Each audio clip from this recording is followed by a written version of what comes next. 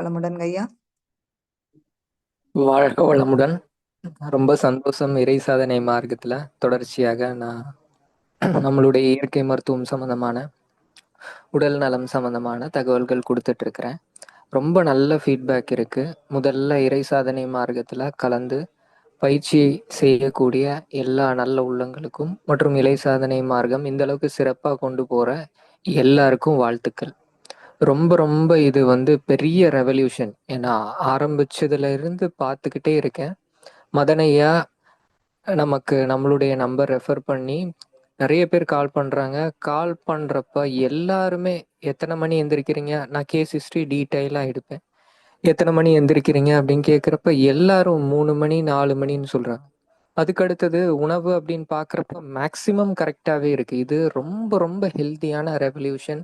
எனக்கு இது சொல்றப்பயே உடம்பு எல்லாமே புல்லரிக்குது. ஏன்னா ஒரு பக்கம் உடல்ல எப்படி எப்படிலாம் கெடுக்கணும் அப்படின்ட்டு ஒரு வகை அப்படியே போயிட்டே இருந்தாலும் அதுக்கு இணையான ஒரு நல்ல சக்தியா இப்ப இந்த இறை சாதனை மார்க்கம் ஒரு முக்கியமான ஒரு நல்ல நிகழ்வாக நல்ல ஒரு அஹ், சக்தி வாய்ந்த ரொம்ப ரொம்ப பவர்ஃபுல்லான ஒரு நல்ல ஒரு வெடிகுண்டு மாதிரி ஹெல்தி ரெவல்யூஷனா அப்படியே போயிட்டு இருக்கு.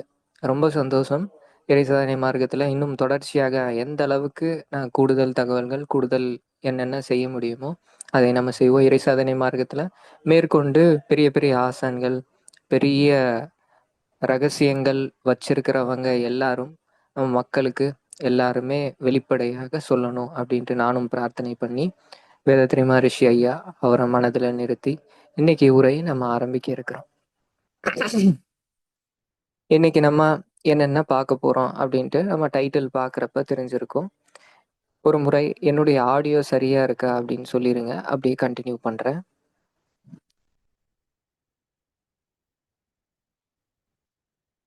S, okay, thank you. சரி, இப்போ இன்னைக்கு என்னென்ன பார்க்க இருக்கிறோம் அப்படின்ட்டு நான் சொல்றேன். இன்னைக்கு நிறைய கேள்விகளுக்கான விடைகள் தெரியும். இப்போ நமக்கு தூக்கத்துல எக்ஸாக்டா உடம்புல என்னென்ன மாற்றங்கள் நடக்குது அப்படின்றத இன்னைக்கு பார்க்க இருக்கிறோம். அதுக்கு அடுத்தது ரெண்டாவது விஷயம், நமக்கு உடல்நிலை சரியா இல்லாம இருக்கிறப்ப நமக்கு தூக்கம் தூக்கமா வரும். இது எதனால வருது அப்படின்றது. மூணாவது, ஒரு சிலர் நல்லாவே இருப்பாங்க, ஆனாலும் அவங்களுக்கு எப்ப பாரு டயர்டா இருக்கும். பகல்லையும் படுத்தா தூக்கம் வந்துடும், இரவுலையும் படுத்தா தூக்கம் வந்துடும். இது ஏன் அப்படின்னு பார்க்க இருக்கிறோம்.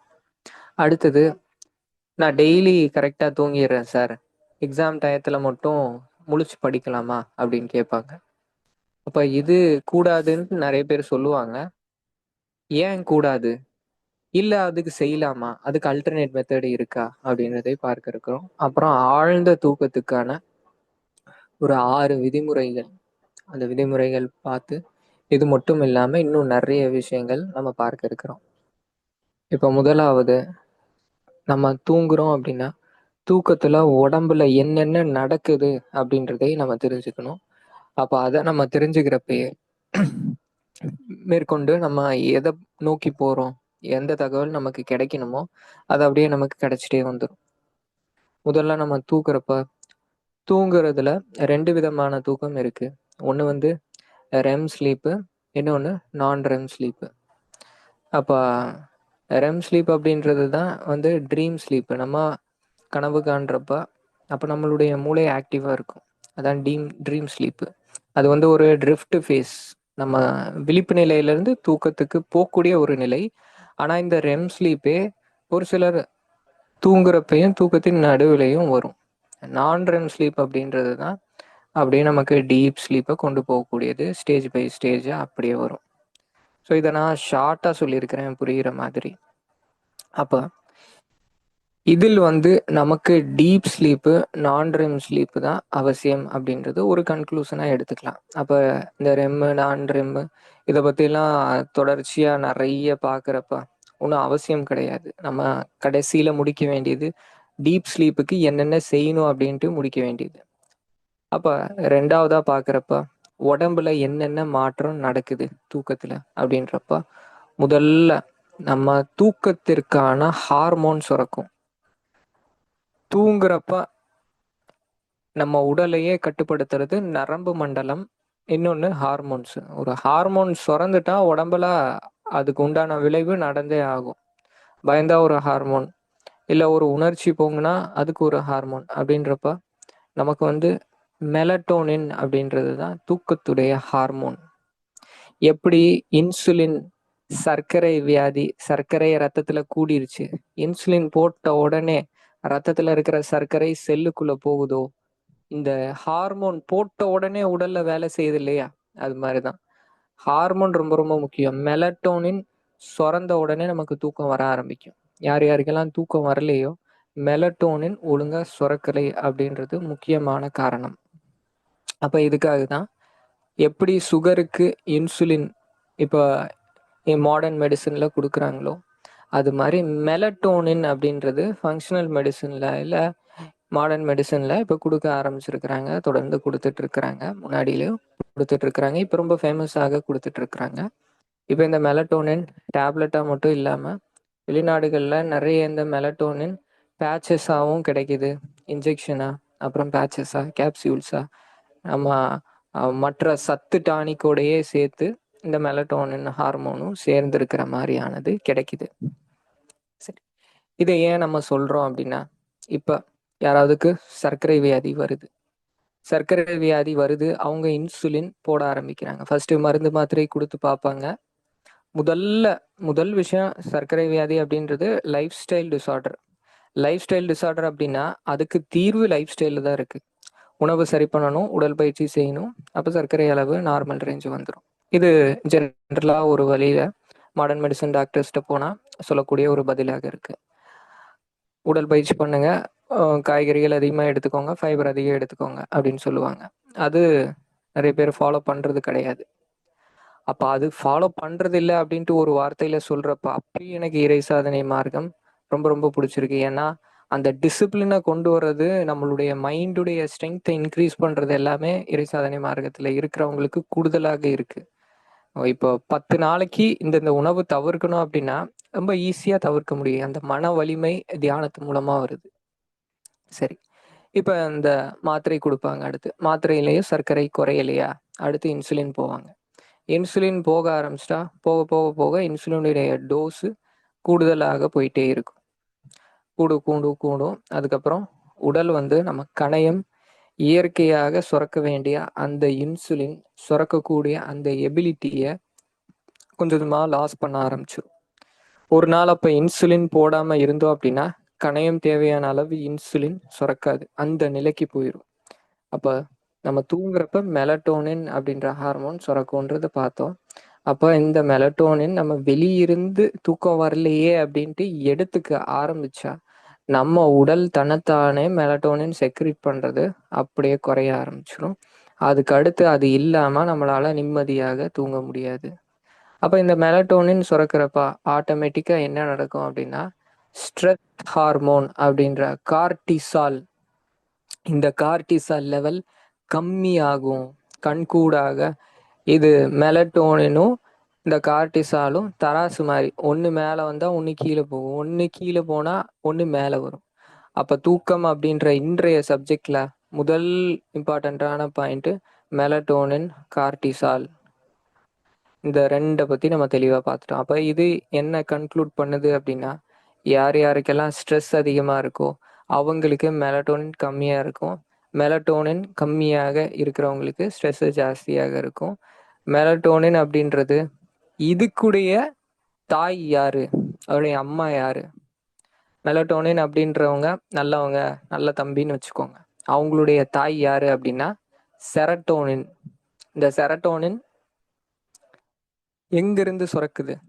இந்த செரட்டோனின் நமக்கு எங்க கிடைக்கும் அப்படின்னா, நம்ம சாப்பிடக்கூடிய உணவிலிருந்து நமக்கு செரட்டோனின் கிடைக்குது, 5-HTN அப்படின்ற செரட்டோனின்.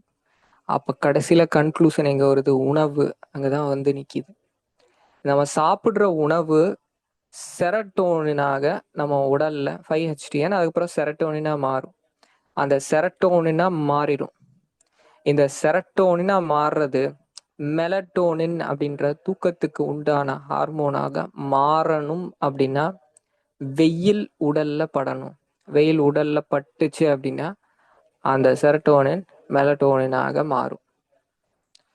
இது முதல் விஷயம்.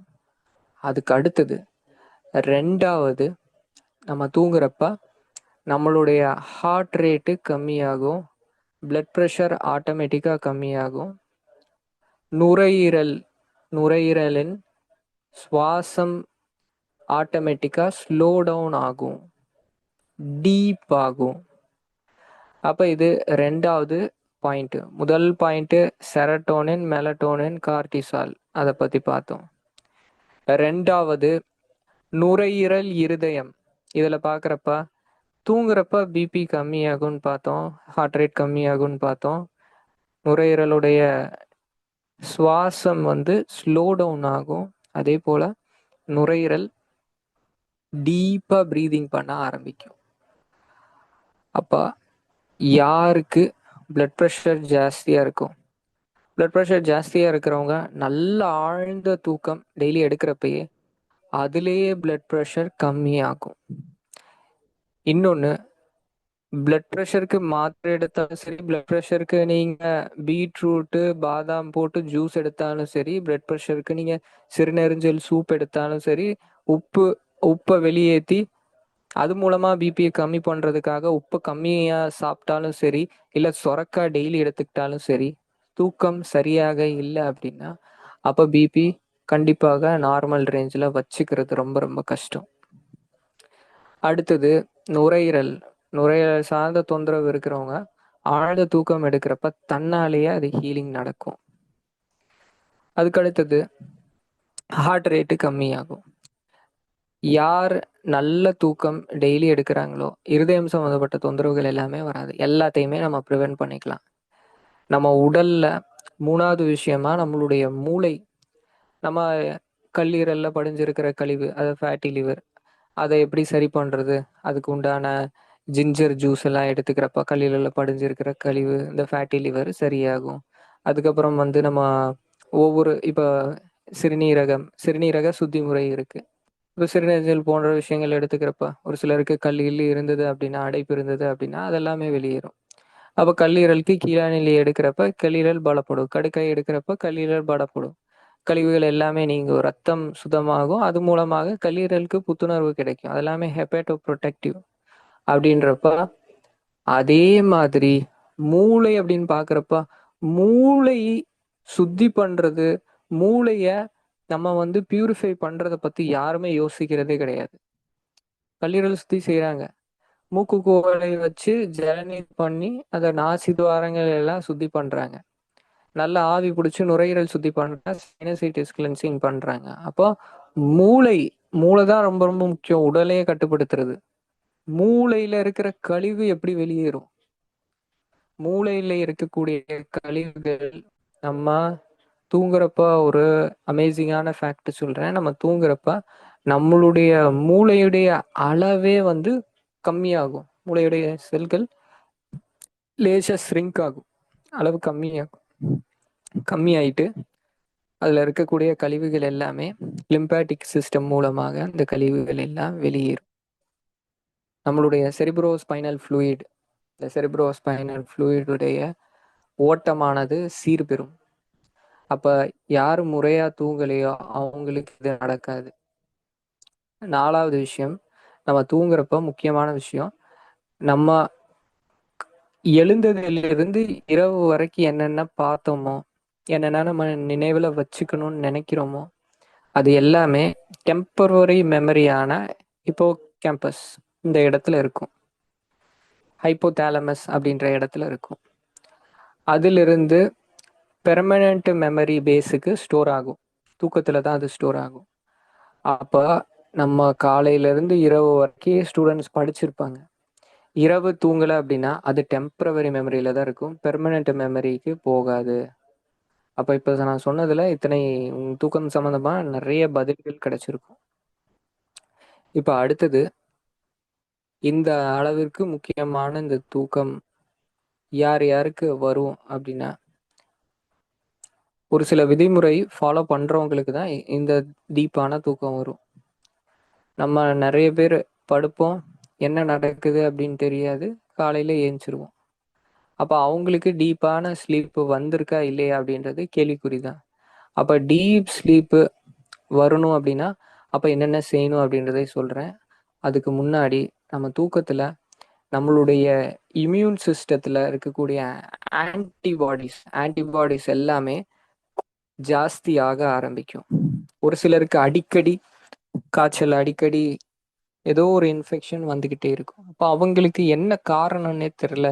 யாருக்குமே வரல, ஆனா எனக்கு மட்டும்தான் வந்துட்டு இருக்கு அப்படின்னா தூக்கம் சரியில்லை. தூங்கினாதான் ஆன்டிபாடி ப்ரொடக்ஷன் இன்க்ரீஸ் ஆகும். நீங்க உணவுல மஞ்சள் எடுத்துக்கோங்க, இல்ல ஆன்டிபாடி எடுத்துக்கோங்க, டேப்லெட் எடுத்துக்கோங்க. சரியா தூங்கல அப்படின்னா அப்ப ஆன்டிபாடி ப்ரொடியூஸ் ஆகாது. நம்ம தூங்குறப்பதான் நம்மளுடைய growth ஹார்மோன் இன்க்ரீஸ் ஆகும். growth ஹார்மோன் இன்க்ரீஸ் ஆகுறப்பதான் நம்மளுடைய தசைகள் எல்லாமே ஸ்ட்ராங் ஆகும். growth ஹார்மோன் வளர்றதுக்கு மட்டும் கிடையாது, நம்ம உடல்ல இருக்கக்கூடிய உறுப்புகள், செல்கள் எல்லாமே புதுப்பிக்கிறதுக்கு. இன்னொன்று, நம்ம தூங் தூங்குறதுக்கு முன்னாடி உங்களுடைய ஹைட்டு செக் பண்ணுங்க. அதுக்கடுத்து தூங்கி ஏஞ்ச உடனே திரும்ப ஹைட்டு செக் பண்ணுங்க. தூங்கி ஏஞ்ச உடனே ஹைட்டு பார்க்குறப்ப அப்பயே ஹைட் இன்க்ரீஸ் ஆகுறத பார்க்கலாம். அப்போ என்ன அர்த்தம் அப்படின்னா, நம்ம வேலைகள் எல்லாமே செய்கிறப்ப அப்போ கிராவிட்டி மூலமாக அந்த டிஸ்க் எல்லாமே வந்து கொஞ்சம் கொஞ்சம் கம்ப்ரெஸ் ஆகும். இது ஒன்று. ரெண்டாவது, நம்ம வந்து அந்த காலை பொழுதுல எல்லா வேலைகள் எல்லாமே செய்கிறப்ப அப்போ நம்மளுடைய ஸ்பைனை வந்து சரியாக வச்சுக்காம ஃபோன் பார்க்கறது, அதிக நேரம் ஃபோன் பார்க்குறப்பையும் கீழே குனிஞ்சு பார்க்கறது, கையை மேலே தூக்கி நேராக பார்க்காம இருக்கிறது, அதுக்கப்புறம் நம்ம கோணல்மானலாம் உட்கார்றது, குறுகிய ஸ்பைன்ல உட்கார்றது, அப்படிலாம் செய்கிறப்ப அப்போ அது நம்மளுடைய பாடி போஸ்டரை மாற்றிடும். தூங்குறப்ப திரும்ப அது தன்னைத்தானே சரி பண்ணிக்கும். அப்போ பார்க்குறப்ப போஸ்டர் கரெக்ட் ஆகுறனால திரும்ப ஹைட் இன்க்ரீஸ் ஆகுது. இப்போ இத்தனை விஷயங்கள் இருக்கு. முதல்ல அப்போ தூங்குற பொசிஷன், நம்ம தூங்குறோம் அப்படின்னா அந்த நிலை சரியாக இருக்கணும். காலை பொழுதுல எல்லாமே நம்ம வேலைகள் எல்லாம் செய்கிறோம். எப்படி வேலை செய்கிறப்ப நம்மளுடைய பொசிஷன் மாற்றி வச்சிருந்தா உடல்ல வலி வருதோ, உதாரணத்துக்கு இப்போ ஒரு செல்ஃபோனை காதில் வச்சு ஷோல்டரை மேலே தூக்கிட்டா அதே நிலையிலேயே அப்படியே பேசிட்டே இருப்பாங்க. ஒரு மணி நேரம் அப்படியே பேசுவாங்க. பேசிட்டு அதுக்கப்புறம் நிறைய பேர் செல்ஃபோனை எடுத்துட்டு அதுக்கப்புறம் பார்த்தா கழுத்தை மேலே தூக்க முடியாது. அப்படியே கிளினிக் வருவாங்க, அப்படியே ஹாஸ்பிட்டல் வருவாங்க. அப்போ நம்ம அந்த தசை பிடிப்பு, அது டெண்டான்ல இருக்கிற பிரச்சனை. அது சரி பண்றப்ப அது சரியாகும். அது தசை பிடிப்பு, கழுத்து வலியை ஏற்படுத்தும். இதுவே நாள்பட்டு போறப்ப அது ஸ்கோலியோசிஸா மாறும். ஸ்பைனே வந்து வளைஞ்சிரும். இது ஒரு சிலருக்கு தேய்மானமா மாறும், ஒரு சிலருக்கு டிஸ்க்ல தொந்தரவாக மாறும். இது ஒரு எக்ஸாம்பிள். எப்படி சர்க்கரை வியாதிக்கு ஒரு எக்ஸாம்பிள் இன்சுலினை வச்சு இந்த ஸ்லீப்புக்கு மெலட்டோனின் வந்தனோ, அதே மாதிரி இதுக்கு ஒரு எக்ஸாம்பிள். அப்ப இந்த ஒரு சின்ன விஷயம் எவ்வளவு பெரிய பாதிப்பை ஏற்படுத்துது. நம்ம தூங்குறப்ப 1 மணி நேரம் நம்ம பொசிஷன் சரியா வைக்காம இருக்கிறது இந்த பாதிப்பை ஏற்படுத்துது அப்படின்னா, நம்ம தூங்குறது மினிமம் 6 மணி நேரமாவது நம்ம தூங்குறோம். அந்த 6 மணி நேரத்துல நம்ம பொசிஷன், அதுதான் ரொம்ப ரொம்ப முக்கியம். பொசிஷன் அப்படின்னா நம்ம தூங்குறப்ப 2 காலையும் நேரா வச்சு, 2 கைகள் உடலை ஒட்டி வச்சு, முதுகுத்தாண்டு நேராக வச்சு அப்படியே தூங்கணும். காலையில எந்திரிக்கிறப்ப அதே மாதிரி எந்திரிக்கணும். இதுதான் நல்ல தூக்கம். இதுதான் சரியான பொசிஷன். அப்படிலாம் கிடையாது. அப்ப சரியான பொசிஷன் என்ன அப்படின்னா, நம்ம இப்ப படுக்கிறோம். படுக்கிறப்ப நம்ம படுக்கக்கூடிய அந்த சர்ஃபேஸ் பெட்டில் படுக்கக்கூடாது. ஏன் சொல்றேன்னா, ஒரு ஃப்ளாப்பியா, ஒரு வந்து குஷனி சர்ஃபேஸ்ல படுக்கக்கூடாது. நல்ல ஹார்டான சர்ஃபேஸ்ல தான் படுக்கணும். ஃப்ளாட்டான சர்ஃபேஸ்ல தான் படுக்கணும். கோணல் மாணலா சோஃபா வளைஞ்சு நெளிஞ்சு இருக்கும் அதுல, இல்ல லாட்ஜஸ்ல எல்லாம் போறப்ப பெட்ல எல்லாம் படுத்தீங்கன்னா நம்ம கை வச்சாலே ஒரு ஜான் அளவுக்கு அப்படியே கை உள்ள இறங்கும். அது மாதிரி இடத்துல எல்லாம் படுக்கக்கூடாது. இதுதான் நம்மளுடைய ஸ்பைனுடைய பொசிஷனை மாற்றும். ஸ்பைனுடைய பொசிஷனை மாற்றும் அப்படின்னா, ஸ்பைனுக்கு எந்தெந்த இடத்துல அழுத்தம் கூட வரணுமோ அங்க வந்து கூட வராம தேவையில்லாத இடத்துல அழுத்தத்தை ஜாஸ்திப்படுத்தும். இது மூலமா நம்மளுடைய ஸ்பைனுடைய பொசிஷன் மாறும். கைப்போட்டிக்கா மாறும். இல்ல டிஸ்க்ல தொந்தரவாக மாறும். இப்படி நெறைய தொந்தரவுகள் ஏற்படும். ஸ்கோலியோசிஸா மாறும். இப்படி எல்லாம் தொந்தரவ ஏற்படுத்தும். ஸ்பைனு எப்படி அந்த அதுடைய பொசிஷன் ஒரு கேள்விக்குறி மாதிரியான பொசிஷன்ல இருக்கும் இல்லையா? அந்த பொசிஷன மாத்தி வச்சுரும். அப்ப நம்ம இந்த மாரி பெட்டுல, இல்ல சோஃபால, இல்ல வந்து ஒரு டெஸ்க் டேபிள்லயே வந்து கை வச்சு அப்படியே நீண்ட நேரம் படுக்கிறது. ஆ பஸ்ல போறப்ப அதிகமா இந்த பஸ்ல போற அந்த சீட்லயே படுத்து தூங்குறது. இதெல்லாமே செய்றப்ப. அப்ப முதல் பாயிண்ட் ஹார்டான சர்ஃபேஸ், ஃப்ளாட்டான சர்ஃபேஸ்ல தான் தூங்கணும்.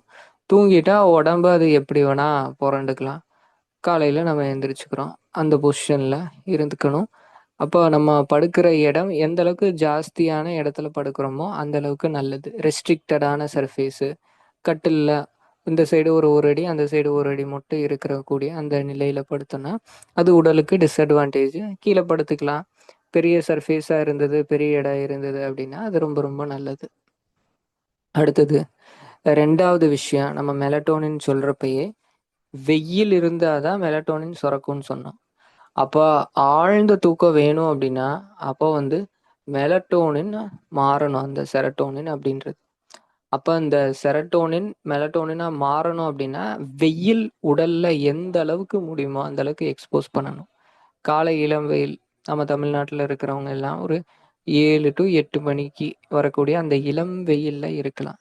இளம் வெயில்ல இருக்கிறப்ப, இளம் வெயில்ல இருந்து பாருங்க, வெயில்னால வரக்கூடிய பாதிப்புகள் எல்லாமே வராது. இப்போ காலையில யார் யாரெல்லாம் எந்திரிச்சு நல்ல கடுமையா உடற்பயிற்சி செய்றாங்களோ, உடற்பயிற்சி செஞ்சுட்டு அதுக்கப்புறம் நம்ம சராசரி வேலை எல்லாமே பார்க்குறப்ப, உடற்பயிற்சி கடுமையா பண்ணிட்டனால, மத்த வேலைகள் எல்லாமே சுலபமா தெரியும். பிசிக்கல் ஒர்க் இருந்தாலும். அதே மாரி காலையில இளம் வெயில் நம்ம உடல்ல எடுத்துக்கிட்டோம் அப்படின்னா, அவங்களுக்கு வெயில்னால வரக்கூடிய தொந்தரவு வராது. அ நம்ம கோல்டு ஷவர் எடுக்கிறப்ப, நம்ம குளிர்ந்த தண்ணி குளிர்காலத்துல குளிக்கிறப்ப, குளிர்னால வரக்கூடிய தொந்தரவுகள் நமக்கு வராது. அதே போல தான் இதுவும். முதல்ல வெயில் எடுத்துக்கணும். மாலை இளம் வெயில்லயும் வெயில்ல இருக்கணும். அதனால தான் வந்து முன்னாடி மாலை இளம் வெயில்ல வெளிய வந்து இருப்பாங்க. வெளிய பேசுறதுக்காக மற்றும் கூட்டம் கூடுறதுக்காக எல்லாம் மாலை நேரத்துல வந்துருவாங்க. மாலை நேரத்துல வெளிய எக்ஸ்போஸ் ஆகணும் அப்டின்ட்டு. இல்ல காலை, மாலை கோதால பயிற்சிகள் நடக்கும். காலை, மாலை சிலம்ப பயிற்சி, உடல் பயிற்சி இதெல்லாமே நடக்கும். வெயில் அப்ப எக்ஸ்போஸ் ஆகணும். காலை இளம் வெயில், மாலை இளம் வெயில். மத்தபடி மதிய நேரம் எல்லாமே வெயில். எக்ஸ்போஸ் ஆனா அது நல்லது தான். அப்ப வெயில். அடுத்தது 3வது விஷயம், இந்த செரட்டோனின், மெலட்டோனினா மாறணும் அப்டின்னா வெயில் தேவை அப்டின்னு பார்த்தோம். அப்ப செரட்டோனின் உடம்புல எதிலிருந்து கிடைக்குது உடம்புக்கு? உணவின் மூலமாக தான் கிடைக்குது. அப்ப இந்த உணவின் மூலமாக கிடைக்குது அப்டின்னா, என்ன மாரியான உணவுகள் எடுத்துக்கணும்? அப்டின்றப்ப, நம்ம செரட்டோனின் தூக்கம் நல்லா வரணும் அப்டின்னா, ஒண்ணு வந்து நட்ஸு, தானியங்கள், பருப்பு வகைகள், விதைகள், வித்துக்கள் இதெல்லாம் நம்ம சாப்பிடுறப்ப செரட்டோனின் நல்லா சுரக்கும். அப்ப எப்பயுமே 3 வேளை உணவு, இன்னைக்கு தூக்கத்த பத்தி பேசுறோம். அடுத்து பசிய பத்தி பேசுவோம். அடுத்து வந்து நம்ம சுவாசத்த பத்திலாம் பேசுறோம். எல்லாத்துக்குமே முக்கியம் செரட்டோனின் சுரக்க வைக்கிறதுக்கான உணவு அப்படின்னு மட்டும் பார்க்காம, தத்துவம் என்ன அப்படின்னா 3 வேளையும் நல்ல பேலன்ஸ்டு டயட்டா எடுத்துக்கணும். இப்ப காலை உணவு அப்படின்னா, காலை உணவுல கொஞ்சம் நட்ஸு, இல்ல ஊற வச்ச வேர்க்கடலை ஒரு 1/2 கைப்பிடி அளவு, இல்ல ஒரு நாள் தேங்காய் சில்லு, இல்ல என்ன நட்டு கிடைக்குதோ அந்த நட்டு, கூட விதைகள் ஏதோ ஒண்ணு, வெந்தயம் ஊற வச்சு எடுத்துக்கலாம். முளைக்கட்டிய பச்சை பயிறு, முளைக்கட்டிய சுண்டல், இந்த மாதிரி முளைக்கட்டிய பயறு ஒரு கைப்பிடி அளவு, கூட ஏதோ ஒரு பழம், இல்ல வாழைப்பழம் எடுத்துக்கலாம். இதோட காலையில நீங்க என்ன சமைக்கிறீங்களோ அதை எடுத்துக்கோங்க. மதியம் டெய்லி கீரை இருக்கிற மாதிரி பார்த்துக்கோங்க. டெய்லி கீரை இல்லையா, கீரை பொடி சாதத்துல கலந்து எடுத்துக்கணும். மதியம் காய்கறி ஜாஸ்தியா சேர்த்துக்கோங்க. அடுத்து இரவும் காய்கறி ஏதோ ஒன்று இருக்கணும். நீங்க மதியம் செஞ்ச காய்கறியே இரவும் எடுத்துக்கலாம். நடுவுல அந்த ஸ்டிமுலன்ஸ் இருக்கக்கூடாது. டீ, காஃபி இதெல்லாமே நம்ம தூக்கத்தை கெடுக்கக்கூடியது.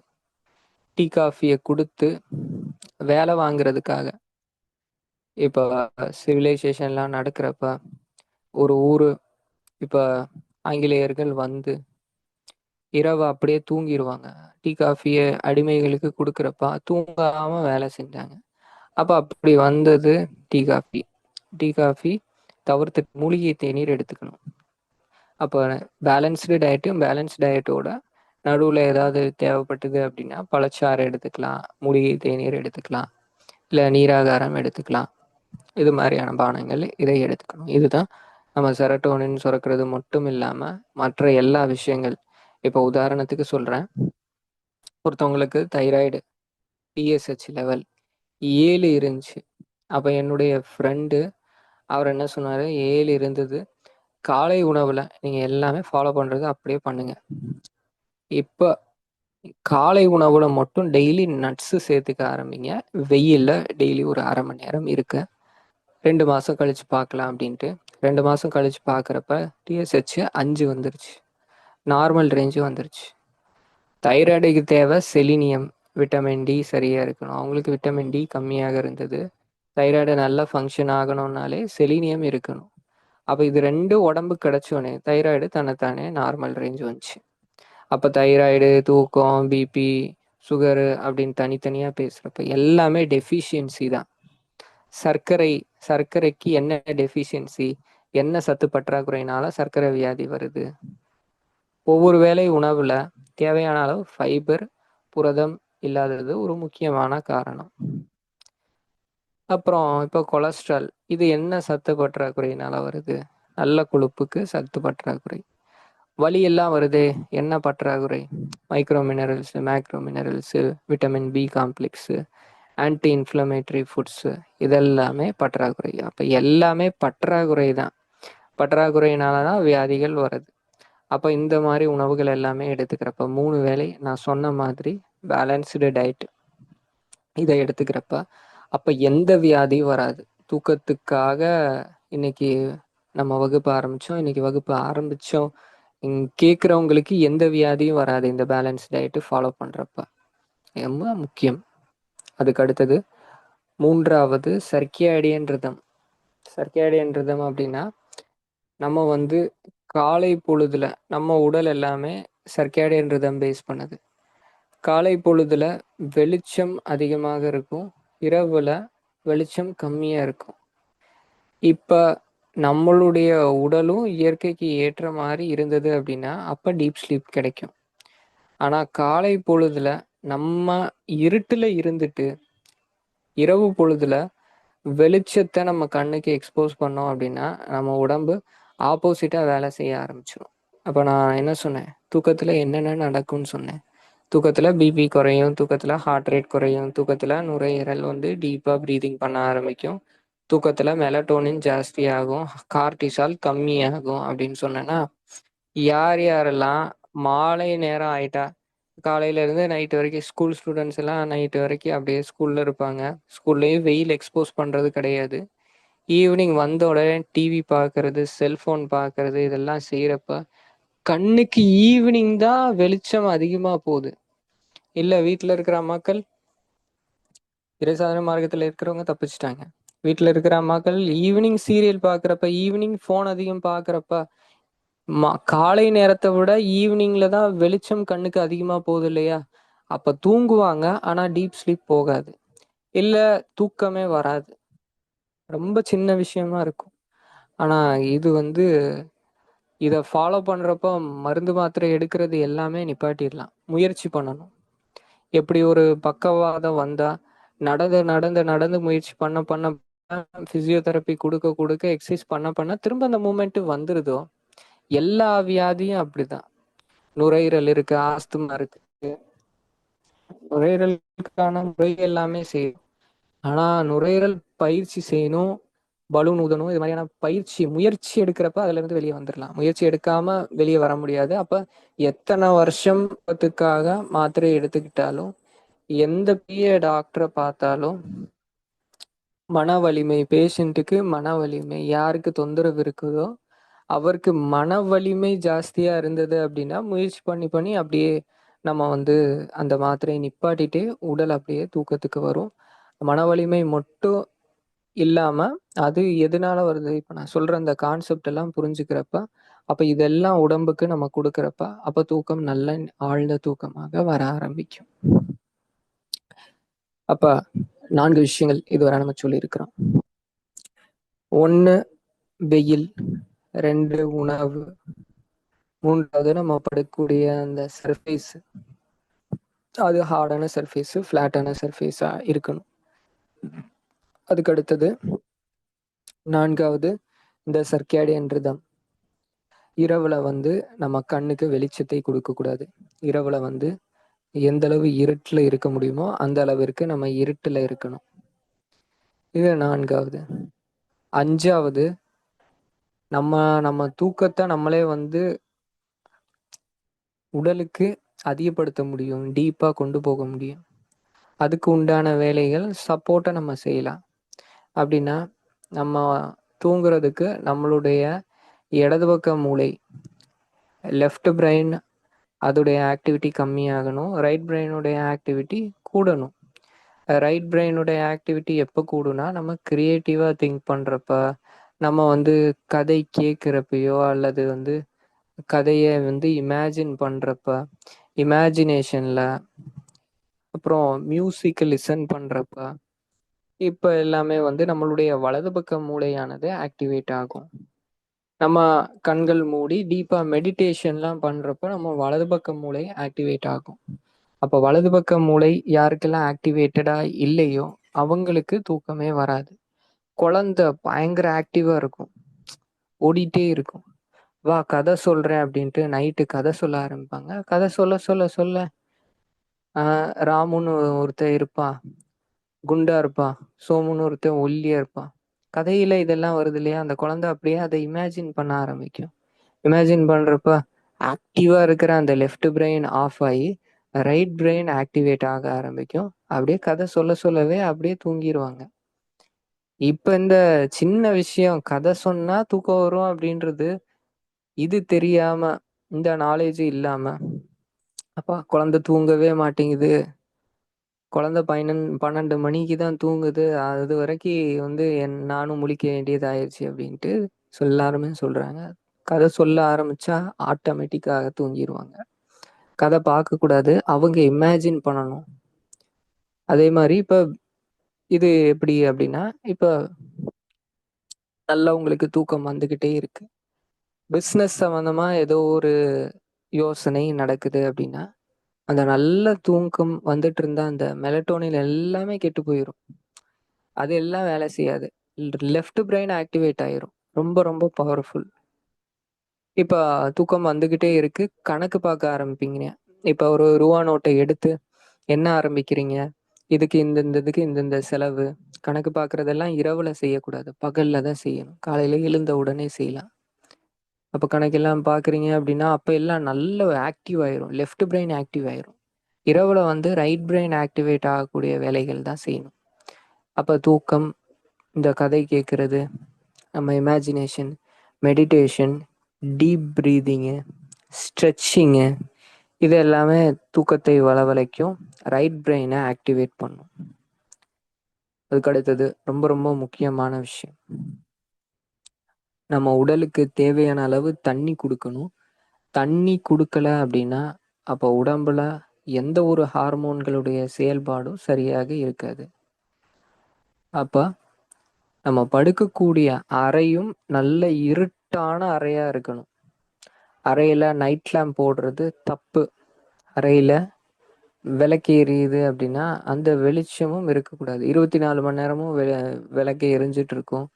அந்த வெளிச்சமும் ஆழ்ந்த தூக்கத்துக்கு வர்றதுக்கு ஒரு தடையாக நமக்கு இருக்கும். அப்ப அதுக்கு ஏதோ ஒரு ஐடியா நீங்க பண்ணிக்கோங்க. நல்ல இருட்டா இருக்கணும், இருட்டா இருக்கிற இடத்துல தான் படுக்கணும். தண்ணீர் உடலுக்கு தேவையான அளவு நம்ம கொடுக்கணும்.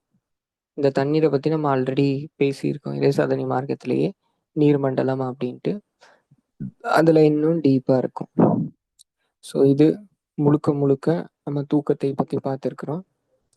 இன்று நம்ம பேசியிருக்கிறது இது முழுமையா நம்ம உணர்ந்து நம்ம உடல்ல இப்பையிலிருந்து இது வேலை செய்ய ஆரம்பிக்கிறதுக்கும் நம்ம ஆழ்ந்து தூங்குறதுக்கும், தூக்கம் யார் யாருக்கெல்லாம் தேவைப்படுமோ அவங்களுக்கு எல்லாம் இந்த இன்ஃபர்மேஷன் போய் சேர்றதுக்கும், தூக்கத்துக்கு என்னென்ன விஷயங்கள் தடையாக இருந்ததோ அந்த தடை எல்லாமே இன்னைக்கிலேருந்து நீங்கி, நம்ம முழுசா இதை ஃபாலோ பண்ணி நம்ம உடல் ஆரோக்கியத்தை மேம்படுத்தி, நம்ம இன்னும் ஆரோக்கியமா, இன்னும் வலிமையா, இன்னும் அடுத்தடுத்த ஜென்ரேஷனுக்கு இது மாதிரியான நாலேஜ், இது மாதிரியான விஷயங்கள் நிறைய கொண்டு போய் சேர்க்கறதுக்கு இன்றிலிருந்து நமக்கு பிரபஞ்ச சக்தியானது அருள் புரியணும் அப்படின்னு சொல்லி இன்னைக்கு நம்ம இந்த செஷனை முடிச்சுக்கிறோம். இதுல என்ன கேள்வி சந்தேகம் இருந்தாலும் கிளியர் பண்ணிக்கலாம். நன்றிங்க. வாழ்க வளமுடன்.